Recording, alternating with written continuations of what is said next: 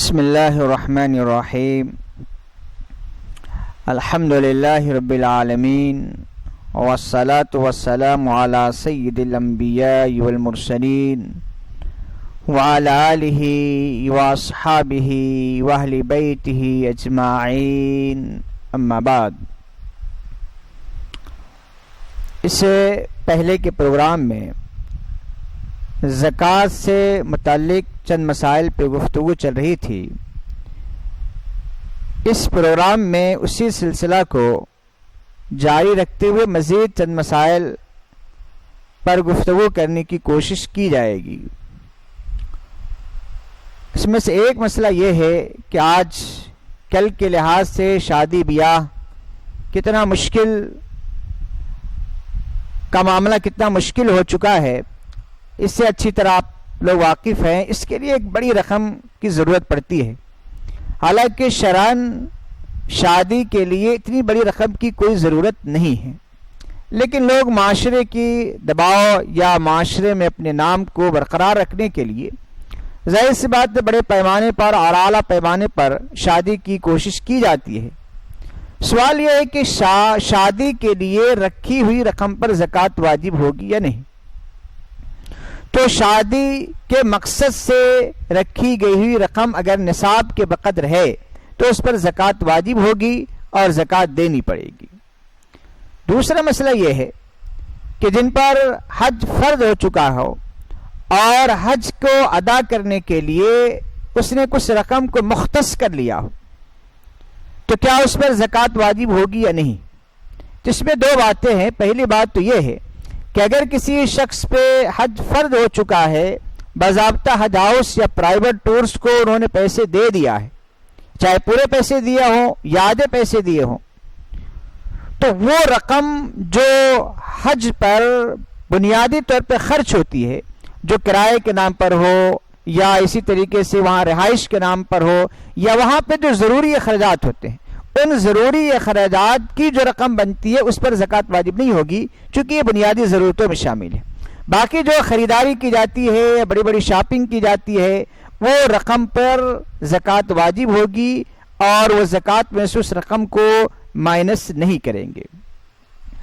اسی طرح آج کل شہروں میں چٹھی کا رواج ہوتا ہے، اور چٹھی دو طرح کی ہوتی ہے۔ ایک تو قرآن کی چٹھی ہوتی ہے کہ جس میں جس کا نام نکل جائے چٹھی اس کے حوالے کر دی جاتی ہے، اور دوسری ہے کہ بولی لگائی جاتی ہے۔ 1 لاکھ کی چٹھی ہے جو کم سے کم بولی لگاتا ہے، یعنی ایک نے کہا کہ میں اسے 90,000 میں لیتا ہوں، دوسرے نے کہا میں 80,000 کو لیتا ہوں، تیسرے نے کہا کہ میں 70,000 میں لیتا ہوں، تو 1 لاکھ کی چٹھی 70,000 والوں کو دی جاتی ہے، یعنی 1 لاکھ دینے کے بجائے اس کو 70,000 دی جاتی ہے، اور باقی جو 30,000 رقم ہوتی ہے دیگر شرکا میں تقسیم ہوتی ہے۔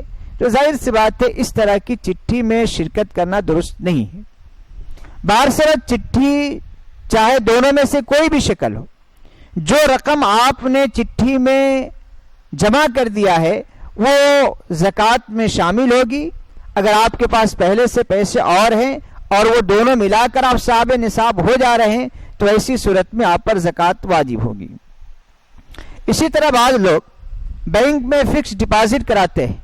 یہ الگ بات ہے کہ فکس ڈپازٹ کرانا درست نہیں ہے، لیکن جتنی رقم کسی نے ڈپازٹ کرا دی ہو تو اس کا اصل جو سرمایہ ہے، اصل جو رقم ہے، اس پر زکوٰۃ واجب ہوگی۔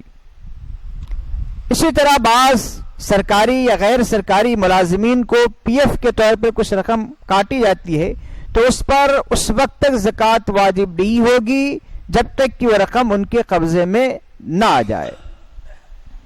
ایک مسئلہ یہ ہے، عام طور سے رمضان کے دنوں میں بڑا مسئلہ ہوتا ہے کہ ایک آدمی کسی کو قرض دے دیتا ہے، 1 لاکھ روپے قرض دے دیا، لیکن سامنے والا قرض واپس نہیں کر رہا ہے، یا تو اس کی مالی حالت اچھی نہیں ہے اس بنیاد پر واپس نہیں کر رہا ہے، یا شرارت کی بنیاد پر واپس نہیں کر رہا ہے۔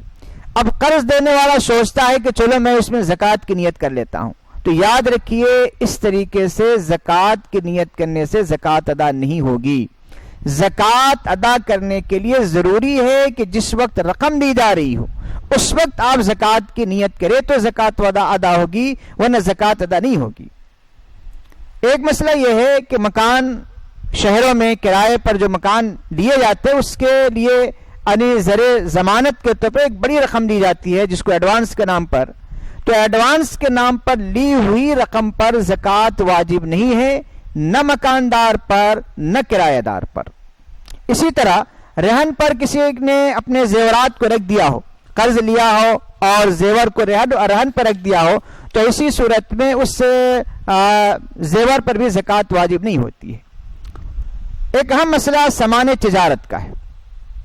دیکھیے سامان تجارت اس سامان کو کہتے ہیں جس کو خریدا گیا ہو تجارت کی نیت سے، یعنی خریدتے وقت ہی تجارت کی نیت سے ہو تو وہ سامان تجارت ہے، اور سامان تجارت پر بھی زکوٰۃ واجب ہوتی ہے. اب سامان تجارت چاہے وہ کپڑے کی تجارت ہو، چاہے دواؤں کی تجارت ہو، کسی چیز کی بھی تجارت ہو، سیمنٹ کی آپ کی تجارت ہو، کسی بھی چیز کو تجارت کی نیت سے آپ خرید و فروخت کر رہے ہیں تو وہ سامان تجارت ہے، وہ مال تجارت ہے، اور اس پر زکوٰۃ واجب ہوگی. اس کی قیمت لگائی جائے گی، اور قیمت لگانے کا کیا طریقہ ہوگا انشاءاللہ ابھی میں عرض کروں گا. سامان تجارت میں شیئرز یعنی وہ کمپنی جو حلال کاروبار کرتی ہے، سودی کاروبار نہ کرتی ہو، شراب کا کاروبار نہ کرتی ہو، فائنانس یعنی انشورنس کمپنی نہ ہو، تو ایسی کمپنی جو حلال کاروبار کرتی ہو تو اس کا شیئرز خریدنا جائز ہے، اور وہ شیئر بھی مال تجارت ہے. جس دن آپ زکوٰۃ نکال رہے ہیں اس دن شیئر کی قیمت دیکھی جائے گی. اب موجودہ حالات میں بعض لوگوں نے شیئر خریدا ہے 50 کا، لیکن اب وہ شیئر ہو گیا ہے 10 روپے کا، تو ظاہر سی بات اب 10 روپے کا اعتبار کریں گے. لیکن فرض کیجیے آپ نے 10 روپے کا شیئر خریدا، جس دن آپ زکوٰۃ نکال رہے ہیں اس کی قیمت 50 روپے ہو گئی ہے تو 50 روپے کا اعتبار کیا جائے گا. اسی طرح باؤنڈ جو خریدا جاتا ہے وہ بھی اس پر بھی زکوٰۃ واجب ہوتی ہے. اگر کسی آدمی کے پاس یہ بھی مسئلہ بہت آتا ہے کہ ایک سے زائد مکان ہوتے ہیں، ایک مکان میں خود رکھتا ہے، دوسرے مکان وہ کرائے پر لگا کے رکھتا ہے، تو نہ آپ جس مکان پہ رہتے ہیں اس پر بھی کوئی زکوٰۃ نہیں ہے، جو مکان آپ نے کرایہ پر لگایا ہے اس مکان پر بھی کوئی زکوٰۃ واجب نہیں ہے. ہاں جو کرائے کی رقم آ رہی ہے وہ آپ کے پاس اگر ڈپازٹ ہے تو اس پر زکوٰۃ واجب ہوگی، لیکن ہر مہینے کرایہ آ رہا ہے، خرچ ہو جا رہا ہے، تو ظاہر سی بات پہ اس پر کوئی زکوٰۃ واجب نہیں ہوگی. جس دن آپ زکوٰۃ نکال رہے ہیں اس دن اگر وہ کرائے کی رقم یا کوئی بھی رقم موجود ہے تو زکوٰۃ واجب ہوتی ہے. اسی طرح بعض لوگ کے ٹریولز کا کاروبار ہوتا ہے، ایک سے کئی زائد گاڑیاں ہوتی ہیں، تو گاڑیوں پر بھی کوئی زکوٰۃ نہیں ہے، چاہے وہ 1 ہو یا 10 ہو. ہاں اگر اس گاڑی سے کوئی آمدنی حاصل ہو رہی ہے اور وہ آمدنی آپ کے پاس محفوظ ہے، وہ سرمایہ محفوظ ہے، تو زکوٰۃ واجب ہوگی، ورنہ زکوٰۃ واجب نہیں ہوگی. سامان تجارت چاہے کسی چیز کی بھی تجارت ہو، کسی حلال چیز کی تجارت ہو، اس پر زکوٰۃ کس طریقے سے نکالا جائے گا؟ تو دیکھیے عام طور سے 3 پرائز ہوا کرتے ہیں، ایک تو ریٹیل پرائز، اور ایک ہول سیل پرائز، اور ایک ہے کہ پورا اسٹاک آپ فروخت کریں. یہ 3 طرح کے پرائز ہوتے ہیں.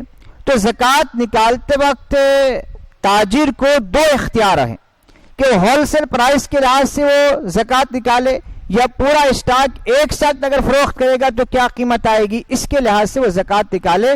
یہ 2 طرح کا اس کو اختیار ہے. بہر صورت یعنی تجار حضرات یعنی زکوٰۃ اندازے سے نہ نکالے، مکمل طور سے حساب و کتاب کر کے ہی زکوٰۃ نکالنے کی کوشش کرے. اسی طرح ایک مسئلہ پلاٹ کا ہے کہ جو پلاٹ تجارت کے مقصد سے خریدے گئے ہوں یا جو فلیٹ تجارت کے مقصد سے بنائے گئے ہوں اس پر زکوٰۃ واجب ہوتی ہے. اور پلاٹ پر جو زکوٰۃ واجب ہوگی وہ موجودہ ریٹ سے، آپ نے فرض کیجئے خریدا 5 لاکھ میں، لیکن زکوٰۃ نکالنے کی تاریخ میں اس کی قیمت 10 لاکھ ہے، تو اب 10 لاکھ پر زکوٰۃ واجب ہوگی. اسی طرح آپ نے فلیٹ بنایا اور تجارت کے مقصد سے اس پر پورا آپ کا خرچہ ہوا یعنی 5 لاکھ، لیکن اس کی قیمت جو ہے مارکیٹ ریٹ جو ہے وہ 10 لاکھ ہے، 12 لاکھ ہے، 15 لاکھ ہے، تو اصل اور منافع جو بھی ہے پورے پر زکوٰۃ نکالنی پڑے گی، اور زکوٰۃ کو پورے حساب سے نکالے.